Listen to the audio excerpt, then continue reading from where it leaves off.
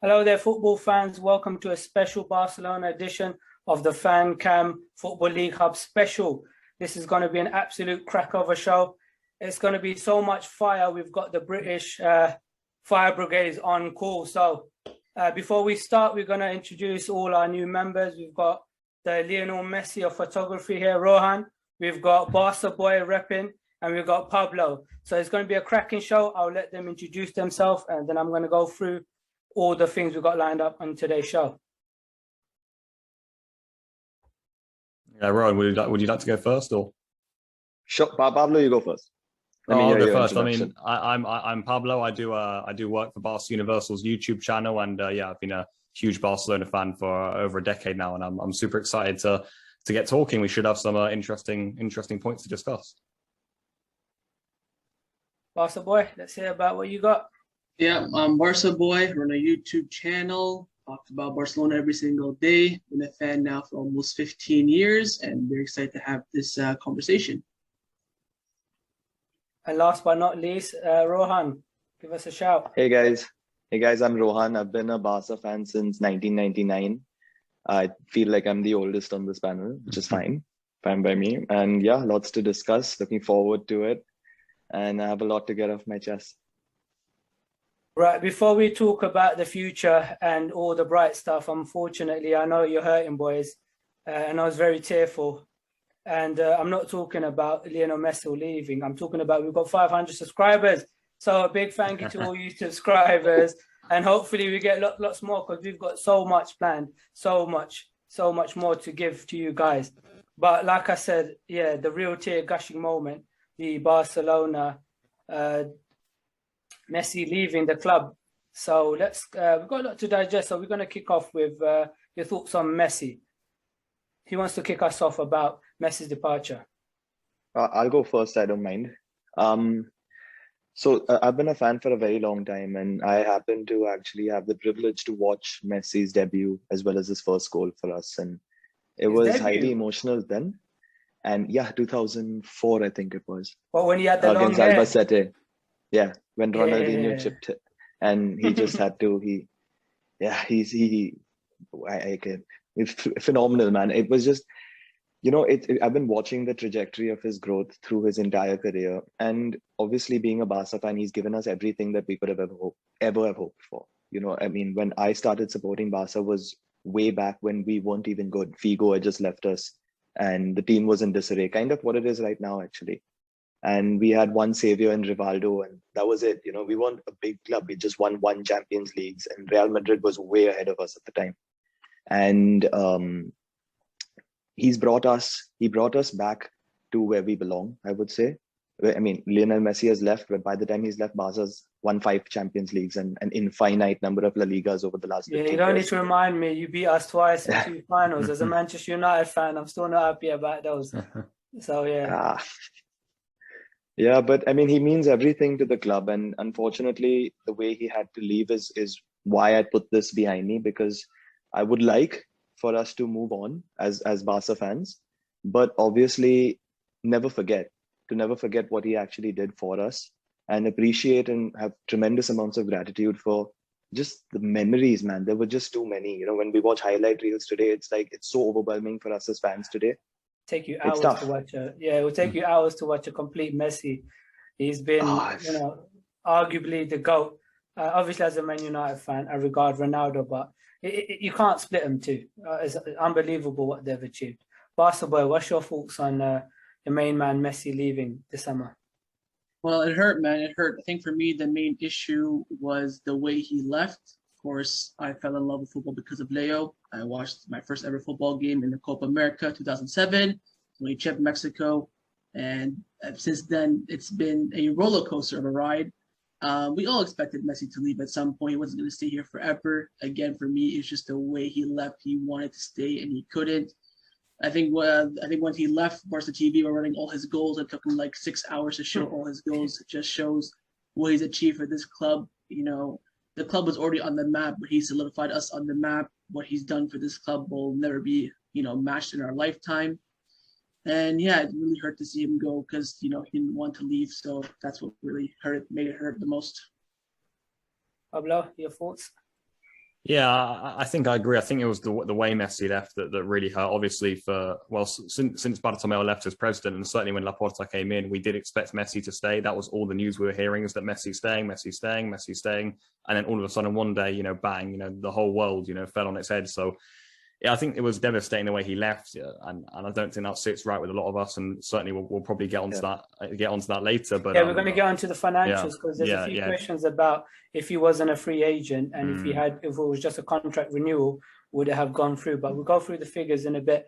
It's just a little tribute to Lionel Messi himself. Exactly. Yeah, I mean, what he means to the club is unbelievable. Like Hafed said, when I first got into football, Messi was already there. Messi was already at the top of the game for Barcelona, scoring every week, and just seeing him, even in our darkest times or in our slightly worse seasons where maybe we were, not playing such brilliant football, but Messi was always there, goal after goal, and the partnerships he had with the players and what he means to the club and to the fans is unparalleled. So it's going to be a big loss, but luckily this podcast is being filmed after the first La Liga game with Real Sociedad, so we do have some positives to talk about. So, but before we get on to that, we're going to talk about the financial impacts of the CVC rules and the La Liga salary cap. Who wants to start us off with that one? I'll start it off. So CVC deal, I think what the story that I know is that Juan Laporta, the Barcelona president, and the La Liga president, Javier Tebas, sat down in July to discuss how to fit Messi into a new contract. Barcelona, of course, agreed terms with him last 10 days of June, I believe, near his birthday and Messi's birthday. Sat down, he said, look, we're going to get some cash inject, that way you can renew Messi. But of course, he didn't tell him the whole entire detail of giving up, TV rights for the next 50 years. And when that detail got leaked in the media before, 2 days, 3 days before Messi and Laporta's deadline was, agreed upon to, get the renewal done. He saw the deal, and then he got talked about with Florentino Perez and the CEO of Barcelona, I think was named Fernando Rivera, tell him, like, look, this deal will just punish Barcelona for the rest, in the future. 50 years seems like a long deal for the CVC deal with 10% of earnings from the Liga, and it's only, 2.67 or something billion euros? Yeah, and it has to be divided by all the league clubs too, right? I think Barcelona would get 250, something like that, 260, 270. I've seen different figures from all over the place. And yeah, they looked at that, said, look, it's going to damage the club in the long run. And the most important thing is that no one is above the club. So they had to tell Messi that, look, we tried to, work with La Liga. Basically, La Liga, gave this proposal to say, look, you got to pick us over the Super League. And, of course, Juan Laporta to stick with the Super League because then you'll get way more money from that. And also it won't hurt the club in the long run too. And yeah, since there's no agreement, we couldn't reduce the wage bill in time, get rid of the deadwood, Coutinho, Griezmann, Pjanic, Umtiti, reduce the wages. In the end, there was no room to, fit Leo Messi whatsoever, no margin. They even gave him, a 5-year contract with him being paid for only 2 years. Deferred that, divide that through the 5 years, it still wasn't enough. I think there's a rule saying that you can't renew a player's contract with 50% less than what he earns. So people saying, Messi played for free, all that sort of stuff. I think that was an option that would be considered, but Messi did all he could, 50%, reduced that, and divided over 5 years, 2-year pay. It still wasn't enough. So just sad. Apparently the figure says that even if you take the 50% cut, Barcelona would be 105% above. 110%. It was 110, yeah. So there you go. That's even more, and that's with 50%. So I see you nodding your head there, Rohan. Would you like to chip in about the financial disarray at La Liga and Barcelona? I mean, to be fair, I feel like Laporta knew what he was doing, which is what was a bit scary for us, because the thing is, we were prepped for the Messi renewal. I feel like most Barca pages on Twitter and stuff already had the pictures ready, to post that Messi was staying on, etc., etc. And then suddenly it was a shock, which I don't think is very wise of the president to do to an entire fan base like that, especially for a talisman like Messi. It could have been handled in a much better way. I'm not so clear about the finances. The thing is, there are a lot of reports coming from various places using different figures, talking about the 10%. Then Tebas has disagreed with that. Laporta has still insisted. Real Madrid are putting out statements as well. So there's a whole lot of stuff that's under that we aren't actually seeing, and that's not being reported. And I feel like at some point they're going to have to be transparent with the fans as to what just happened here, because none of us were prepped for it. And sure, we are in a bad financial situation, but we can't just, it's a very hard pill to swallow, especially now with the guy playing in PSG. which is not a club that we're really fond of, you know. No, and I don't think anyone is actually. yeah, and sorry, and any PSG fans out there. I'm sure you're going to kill it on FIFA 22 with all your players, but six-star team. I don't think most people are happy with the way you're ruining the transfer window with all those freebies. But yeah, Pablo, what's your thoughts on the financial disarray? Also, a question I would like to throw out to you is last summer, if I'm not mistaken, Messi tried to sue Barcelona or the president of the league because he wanted to leave. Wanted to tear up that 1 year. No, he didn't. No, he wanted to leave, or for him to leave, he had to sue the club because the club would not let him leave. Because they wanted something like a couple of 100 million or something like that. He had a year left. His buyout clause. Yeah. Well, I still can't believe that figure, but yeah. So my question to you, Pablo, is once they got that sorted out and everyone knew Leo Messi was going to stay for another season, wouldn't that have been a better time to do his contract renewal last year? Yeah. Well, Joan Laporta came into the club in March time, and that was when all Barcelona fans thought that Messi's going to stay at the club. Once Laporta came back, Messi trusts Laporta from his previous spell at the club. So all we heard from Laporta or from the Barcelona press was that Messi was staying. Now, all of us Barcelona fans also know that the financial situation of the club is in complete disarray. Our wage bill is extortionate and unmanageable. So Laporta had a job. He should have, in my opinion, a few months earlier. And I know it's not this simple, but in my opinion, he should have negotiated a full salary cut with the entire squad, which even after Messi leaving, we haven't negotiated yet. Now, it's not so easy to just say, hey, cut your salary. That's job done. Let's move on now. I understand that these players have been paid salaries. It's their jobs. And it's not simple as a click of the fingers. However, I would have expected when Laporta came in that he would have taken serious actions. And unfortunately, we got told that Messi was being renewed, but at the same time, the salary bill wasn't being cut. So Barcelona didn't have the finances.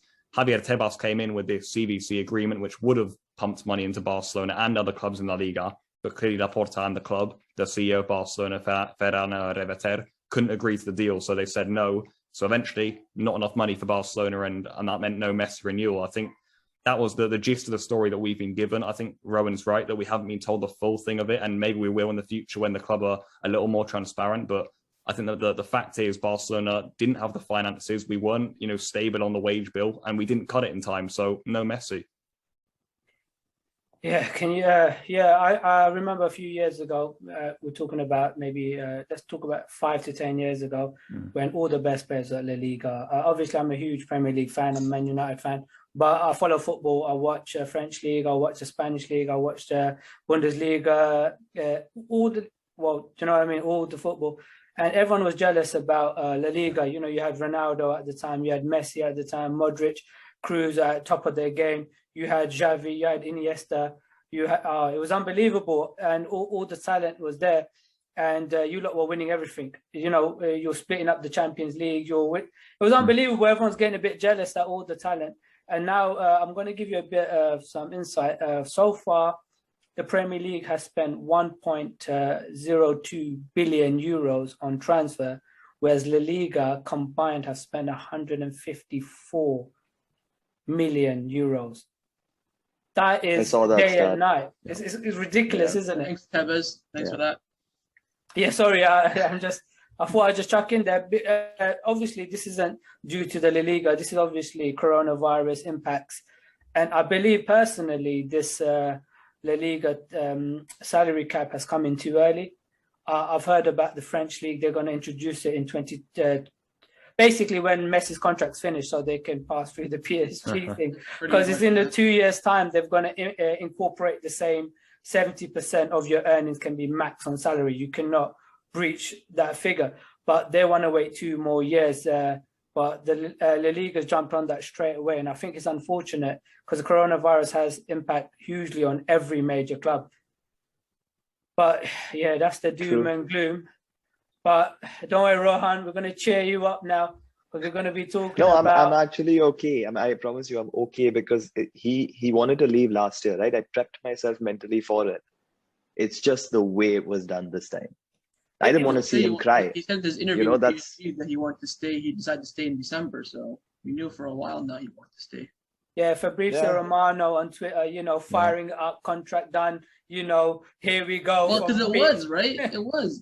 They had an agreement since June the 20th. All was left now was to reduce the wage bill, get the agreement with La Liga, get them to approve the contract, and it would have been done. But, like Pablo said, Juan Laporta just took too long with it. I don't know why we still haven't, since to today, we've only agreed one player to reduce their salary. That was literally the last second, like 24 hours before we kicked off against Real Sociedad to get PK. Yeah. He's now playing almost nearly for free just to get Depay and Eric Garcia registered. So I think Juan Laporta, he came in, he kind of did what he promised he would do, and that was to keep Messi. The problem was that he just worked too slow on it, and in the end, it cost him, limited. By the way, you're welcome with the PK thing, because I remember we made him the player he was at Man United, and we gave him back to you. It was basically a loan. Yeah. All right. I apologize. Thank you for the loaning of PK. Although Fergie did pick Johnny Evans over PK. At the time, I think we had Vidic and Rio. I think we didn't do too bad ourselves. You already had those two, yeah. Yeah, so and unfortunately, PK couldn't be. But every time I saw him play, I think Fergie said something about how upset he was he had to let him go because he was too good to sit on that bench. And a top manager doesn't want to, cripple the chances of PK to become what he is, a Barcelona legend. Yeah. Yeah, so let's talk about some more positive things. So that's the Messi thing out of the way. Obviously, never forgotten. He's always going to be in part of history. Greatest player, along with Ronaldo. I'll put him ahead of Pele all day long. I think the top three are Ronaldo, Messi, and Maradona in any order you want to give. I wouldn't care. But those three are the GOATs for me anyway. So let's kick off with the signings. So there has been some new additions. Basketball, your favorite at the new one so far? Has to be Memphis, because for me, when I started my YouTube journey a year ago, I was the first one, not the first one, like when the rumors started to kick in after Ronald Koeman got appointed and the Memphis Depay rumors coming in, everyone. You're welcome with the Memphis Depay as well. I believe we made him what he is as well. I tell you what, I could not find a single Barcelona fan who wanted, he's like Griezmann, he's like Messi, he'll interfere. I was saying, look, on a free deal, you can't go wrong. At the time, the report said that we wanted to bid 15 million for him. I said, that's a steal. Even if he sucks, you sell him on for, a profit no matter what. And I was calling for him, got ridiculed a lot, and he's come in now, and he's performed, which is fantastic. Same goes with Eric Garcia as well. I've seen a lot of people saying, he's just, Man City backup. He comes in against, the Carabao Cup and doesn't do too well. I said, just wait for him to come to Barcelona. He is the quality that we need alongside PK. And I'm surprised that Ronald Koeman started him in the first game too. Aguero is that for like 10 weeks, isn't he? Yeah, up till November, I believe. Yeah, he was kind of like just to secure Messi's signature, but that kind of backfired. No, but we've seen that Aguero, when he plays, he'll do his job.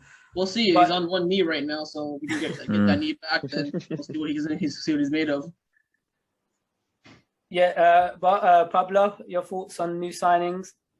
Yeah, I think I'll have to agree. I think I'll have to say Memphis. Obviously, it's really early days, but Memphis kind of came in and he just set the pitch alight really with Barcelona immediately. He had a very good preseason. He had a very good game against Real Sociedad too, and I think under Ronald Koeman, it's perfect for him. It seems like, especially with Messi leaving now as well, like I don't know if there's less pressure on Memphis. It's almost like he can play free. He's like, yeah, I know I'm the guy. I know I can take this team to good heights, and it's been a super good signing so far. I'll mention Eder Garcia as well, who for me, I was going to say, like Barca Boy said, I think Eder Garcia is tailor-made for Barcelona, and I think it was a little bit harshly treated in the Premier League, but I really don't think he's right for English football. I really don't. As a centre back in England, as you all know, you got to be tough, you got to be brave in there, and I think Eric Garcia likes having possession of the ball, and then he gets tight to players and tries to suffocate the ball and then play up to the attacking line. So I think he'll work perfectly at Barcelona. I kind of disagree with that, Pablo.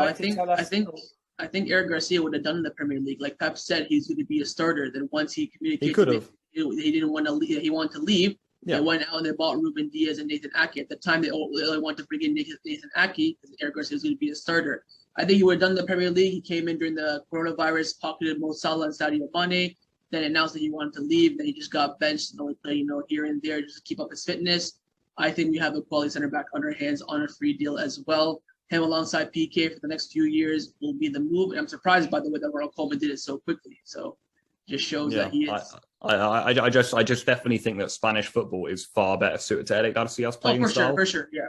Far better, because there were some games, I think, against Vardy, against Mikel Antonio as well in the Premier League for City, where he did struggle a little bit. So I think true, but that's like, coming off 5 weeks off the bench. They had an injury crisis, so he had to come in. But I think if he had a good run of form like he did back, before the COVID came in, like when Pep says he wants to keep a player and trying to convince him that he wants to have 10 Eric Garcias in his team, it shows you. Then you have these Barca fans saying, "Oh, he's on the bench," blah, blah, who don't know the background of Eric Garcia. From La Masia, played there since he was a little boy, had to leave because he didn't get the contract he wanted. Of course, at the time, we weren't really promoting La Masia too much. Left, got the playing time, wanted to come back to Barcelona. He sacrificed 1 year of his career to come to Barcelona too. I think we do have a good player on our hands. I think he's a huge Eric Garcia fan. We're going to hold you to that in future ones. So any fumbles, any misheaders, if he starts getting bullied, remember, Barca boy, you're a huge Garcia fan. Rohan, think about any departures you expect happening. Because obviously, as you know, transfers man. I mean, where do we start? Don't even get me started on the departures. I mean, we've all been waiting, aren't we? Like, I have Twitter notifications on for the last few months thinking somebody's going to leave. But I mean, the only one that managed was Junior Firpo, I think. I mean, there's nobody else who wants to leave. I mean, he's the only first-team player. Yeah, only first-team player who got sold. I mean, to be fair, it's tough. It's tough for you guys, these guys to want to leave. I mean, they're getting paid great wages. They're in a fantastic city, playing for a great club. Even whether they're playing or not, I mean, like someone like Umtiti who's injured anyway, it doesn't matter, right? I mean, for him, he could just sit on a bench. If you were the boss, okay, so put your feet in Ronald Koeman's shoes, and you had to. What would you do? Who would you sacrifice in that Barcelona's team? Well, I mean, if prior to Messi leaving, I'd sacrifice Antoine Griezmann for sure. Although I do rate him very highly. I think he's fantastic. His work rate is phenomenal. But I mean, the salary that he's on is ridiculous. It's absolutely ridiculous. At least what's being reported, right? It's not been confirmed. All of these are reports. It has to be true, right? If it's being reported, then there's, you heard the rumors about the sell and Griezmann swap deal. I have to disagree with that. I would have kept Griezmann, of course. I would reduce his wages. I think the players that have to leave are the players that the coach doesn't want. He doesn't want Pjanic, doesn't want Umtiti. I think those two, reportedly both together, are around $500,000 a week together. Is absolutely. I'll chuck another name in there, guys. What do you think about Felipe Coutinho? Because I believe he's on 400K. I think if Messi stayed, 100% Coutinho would have left, whether it's a loan or a permanent. With Messi leaving now, he has a place in the team. I think Barcelona will keep him. I would keep him too. He has that flair, that quality. For 400K a week. It's going to be reduced. He's going to be reduced. They've got to reduce it. They've got to reduce him. There's no way. I mean, he's got to agree to that, though. I know. All right, that's since we're talking about players, let's have your starting 11. So we'll start with Pablo, Barca boy, and then Rohan. Just give me your starting 11. All right. I mean, I think obviously. Yeah, when everyone's fully fit, to Stegen in goal, I'll go Serginho Dest at right back, Jordi Alba at left back. I'll go for, over the season, Eric Garcia and Ronald Araujo. I think, although Piqué, if he played, I wouldn't be opposed to it at all. Also, Oscar Dominguez, a very good player. In midfield, Busquets, De Jong and Pedri. And then up front, Depay, Ansu Fati and Antoine Griezmann. Any change for that, Barca boy? I would make one change. I'd bring in Piqué for Araujo. I think Araujo will be the future center back. I think right now, though, Piqué is miles clear. Of course, people say you can't compare at the top level, yada, yada, yada. We're looking at two center backs. Piqué is still, at the age of 36, better than a young Araujo. He will be the Barcelona center back alongside Eric Garcia without a doubt. I'd also consider bringing in Emerson for Dest. I Emerson Dest, actually. I'm not too big fan of him. I like him too. I think both fantastic right backs. I think either one of them start, I'll be happy. I think Emerson gives you something different in the defense. I think Dest a bit lackluster in defense. He's defensive. He makes a lot of defensive mistakes. I think Emerson is much more solid in the defense. Then you have Dest, who's a bit more skillful. Does the double step over, gets inside, does his nutmegs here and there. Emerson's very conservative. He'll put that cross instead of trying to beat the man. So I think in the long run, Emerson will take over Dest, but I think right now it's still Dest. Rohan, any changes? I think, you agree? I think it's kind of the right back. Koeman's going to pick a right back based on the opposition. Because if you've got Kylian Mbappe playing out wide on the left, he's not going to play Dest again there. There's no way. I mean, but it totally depends on the opposition. And I think that's what I'm liking about what the future of Barca holds, especially for this coming season. He's going to try a lot of things. He's going to try 3 at the back. He's going to try 4 at the back, 4-3-3. He's definitely going to try his 4-2-3-1, which he played in the Gamper Trophy as well against Juve. I wouldn't be surprised if he keeps trying to evolve this team and just see who works where, because there's so many young kids that are going to come through. Yusuf Demir as well, who I think is, from what I saw in preseason, I was really, really impressed. I just want to control myself right now. It was like Pedri last season as well. I just wanted to hold it in and not go into the comparisons, etc., etc. But there's a solid player in there. All of you did not mention the GOAT, Brathwaite. I'm upset. Come on, you can't leave him out. Well, in the lineup right now, he'll make it in, but when everyone's fully fit, he has no chance. You know what? He works hard and he's he good does on the ball. Give me a contract. But in the Euros for Denmark. Come on. I think the standard now for footballers is really, really low. Working hard should be, a default. It should be already. No, but he scored 2 goals, did he not? Let's talk about that game now, the Real Sociedad game. What was your thoughts on the lineup and how that? We'll start off with Rohan this time and we'll go backwards. So, how did you think about the Real Sociedad game? Well, I thought we were fluid. I thought it was very interesting to play Brathwaite and Depay. We played a lot of long balls, if you've noticed. The strikers winning headers, it was almost like watching a completely different Barcelona, and it was kind of working. They played well. They held the ball up well, and they got the midfielders back into the game, which clearly helped us a lot. I thought we were really fluid. The first half we were outstanding. Second half we kind of dropped off a bit. I feel like Sociedad's goals were a bit flattering, to be fair, because the free kick was phenomenal. They did happen after the changes in the last 10 minutes. So, yeah, it is. But it's fine. He needs to change this team because the thing is, we're 3-0 up. It's okay to want to trust in your youth. And you know what? At some point, they'll come through. He's bringing on players, bringing on some experience. He's trying different things. It's the first game of the season. You've got to give him, everyone's not fully fit. Frankie de Jong wasn't fully fit. We just got to know he was going to play this game, I think, a day prior. So, yeah, and Pedri's played like 4 million games already. Yeah, he's played. So we've got to rest these guys, and we've got to manage the squad for the entire season because our midfield is thin. No matter what people say, we've got kids. We've got Pedri who's 18. We've got Nico who's a kid. Ilaix Moriba is leaving now. Busquets and De Jong is basically all we've got. What about that? Pjanic leaves as well. Van Persie's son. You saw that picture. Ricky Puig is I don't know. I wanted to see him play that game because I've heard so much about him. I've seen clips. And it's going to be a crack of a player given the chance. I was just a bit disappointed Pedri played so long after playing the Euros, after playing the Olympics, and he's straight in their first game. So I don't think Koeman quite likes him. I think he's gonna play Gavi a lot more than Ricky Puig. Yeah. Yeah, Koeman doesn't like Ricky at all. Can we have him then? Well. If you we'll give you Daniel James and Jesse Lingard. No, you can keep those guys. No, those are the ones you pay to work hard. Remember? Yeah, no. Those are we're hoping to ship out. But anyway, we'll stick to Barcelona. All right, Pablo, your thoughts on the Sociedad game? Yeah, I was really impressed, actually. I think a lot of us didn't know quite what to expect. Obviously, the first game without Messi since his official departure. We played really well in the Gamped, actually, which was the day of Messi's press conference when he was crying. And I was thinking, what's going to go on here? But we played really well. Beat Juventus 3-0, actually, very comfortably. I know it was pre-season, but we kind of carried that on it in the Sociedad game. Like Rowan said, we did drop off a bit in the second half. That's probably to do with fitness and being the start of the season, exactly. But we still held off a bit of an early storm from them, and then we got the third goal with Braithwaite. And I think I was impressed. And kind of what I'm looking for now with Barcelona without Messi is structure and work off the ball. We've got no excuse now because obviously we know with Messi that he likes to conserve his energy. He likes to walk, and then when he gets the ball, he pounces and kills the opponent.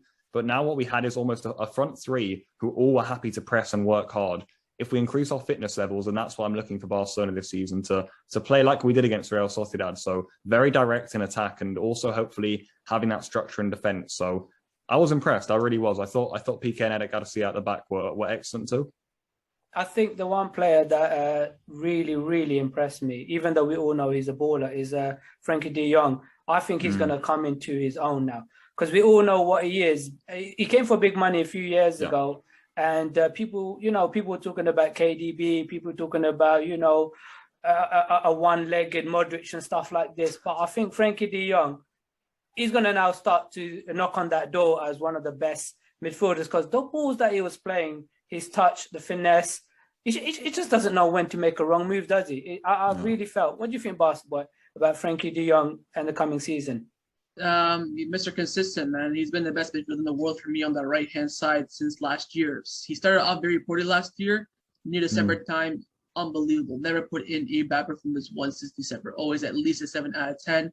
For me, he's at least, I think he's in the conversation for the best midfielder in the world, of course, as you know, that box-to-box right-hand side in the creative position. You have, of course, Kevin and Bruno. But De Jong, he's an unbelievable player. Yeah, he's definitely gonna be a part of that conversation. Yeah. All right, we don't have too long left, so let's talk about expectations now. So I know after the first game, we'll talk about Spanish expectation before we talk about Champions League quickly. So what do you reckon about future holds for Barcelona in La Liga? I think we have to be challenging. I think we should be winning it this year. Of course, last 2 years we have not won it. I think we have the Copa, we have the Spanish Super Cup, and you have the league. I want at least the league. If you win the other two, I think those are bonuses in my opinion. I think the league should be the priority 100%. And it's winnable now too with Real Madrid being very weak. Atletico Madrid, they're still, of course, very strong. But I think with this squad, it's winnable. So in your opinion, it's going to be a La Liga trophy? Mm-hmm. Yes. Pablo, quickly, what do you reckon? Expectations? Yeah, I think Barcelona should go for La Liga from match day one. I think that should be the main priority. I completely agree with Barca Boy there. We haven't won it for 2 years now. I actually thought if we kept Messi, we had a really, really superior team to Real Madrid and Atletico this year. I get Atletico have won it, and to be fair, they are making some decently strong signings like De Paul, and I think they'll get a striker as well. But I think Real Madrid, if they don't get Mbappe yet, are a little bit weaker now. They've also lost some key players in defence, so I thought this was a great chance for Barcelona to regain. You're welcome, by the way. We take out Varane as well. Yeah, well, things we do for you, Barca. Yeah, Depay and now this. Rohan, what's your expectations for Barcelona? I feel we should be winning it. We should be winning La Liga. There's no excuses. I feel that this team is strong enough. They get paid a lot of money, as everyone is well aware of, and they've got to play structured, they've got to play strong, they've got to go hard for the league, because we won the Copa del Rey last year. Copa del Rey, like Barca Boy said, is an absolute bonus. If we win it, fantastic, but we have the team. I believe that we have the team and we have the squad to compete in La Liga and win it. To be honest, I won't argue with you boys there. Looking at the teams, obviously Atletico at the free has maintained somewhat of a stronger squad. Real Madrid obviously sold the legend himself, Martin Odegaard, just the other day. But no, truly, they still lost a few players, and they've got an aging squad. And with Pedri, with Frankie de Jong, Memphis, the goal Braithwaite, Griezmann, I personally think it should be Barcelona's. And to be honest, you should just forget about the Champions League. Leave that for Man United. What do you reckon? Just don't worry about that. But I will mention that Diego Simeone teams tend to tire out at the end of even at the end of last season. They had a long blip where they just weren't winning games, and we weren't either. And that's the difference now. I think the team is younger and much fitter. We've gotten some good signings. Memphis Depay is fabulous. And Barca Boy, I'm sorry, but last season as well, when we were rumored with him, I got a lot of stick on Twitter as well. Because I really wanted Memphis, because I believe that we needed that kind of a player with arrogance, who's just like, he believes in himself. Yeah, he definitely does, and he's got a lot of things to show for it now. He's really evolved at Lyon. But yeah, before we wrap this up, final thoughts on Ronald Koeman. Is he going to be the Flying Dutchman or the Dutch disaster? Anyone want to come in there first? Let's hope so, man. We hope he's the Flying Dutchman, because if he goes trophyless, he will be sacked. No doubt about that. He has to win. I think if he wins the Copa del Rey and the Spanish Super Cup, I would keep him. But if he wins the league by itself, I'd keep him. But if he just wins the Spanish Super Cup or the Copa del Rey, I would sack him. But I wouldn't think about sacking him midway through the season, something like that. There's no replacement out there. I'd give him a season if he has a bad dip or something like that. I think Conte's still available. It's not. No. We don't want. He needs money, so that's a no anyway. Pablo, what's your thoughts on Ronald Koeman, the iron-fisted Koeman? Honestly, I was one of the guys who was so behind Koeman last season, even through all of the hardships, because I think he came into Barcelona at a really hard time, and I think he's done a really good job overall. However, I think tactically, he's not at the level of other top coaches in the world. I think you look at some of the other coaches in that Champions League last season, Tuchel, Guardiola, these sorts of guys. I don't think Koeman touches them, so that's my issue with him. But I do think in this current moment of Barcelona, which clearly isn't ideal, he's done a good job so far. So I'm hoping he can continue on next season. I'm hoping we can improve tactically. That's what I'm really hoping. Rohan, do you think Ronald Koeman can steady the ship at Barca?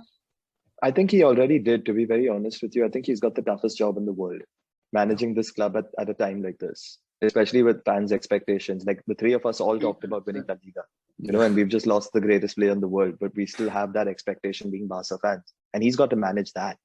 He's got to manage getting everybody on his side. And it's a really tough job when you have no money to spend and you're just getting a few free transfers and that's about it. But I'm very, very happy that he's got Memphis because that's one player he really wanted. Yeah. And he's been harping about Memphis for a year now. So now he's got him. Let's see what you can do. And it definitely looked like quite a player. Some great dead ball free kicks, corners coming in there. Thank you guys for joining us for this Barcelona special. We didn't want to, talk for hours and hours, which we could do, trying to keep it short and sweet. Hopefully you enjoyed that podcast. If you would like to see any of these guys, please comment below. And all of their socials will be available, link below. Follow them, give them likes. And also we're available, Football League Hub is available on multi-platforms. As you know, our YouTube channel, we're on Twitter, we're on Instagram. All the links are in the description below. Just like a good Subway sandwich, we're going to wrap this up. So any final thoughts before we say bye? Hopefully Barcelona do well this season. That's all I can really say. Yeah, agreed. And thanks for having me on. It was a real pleasure. Yeah, it was a pleasure, yeah. Likewise. It's fantastic. Thank you guys for having me.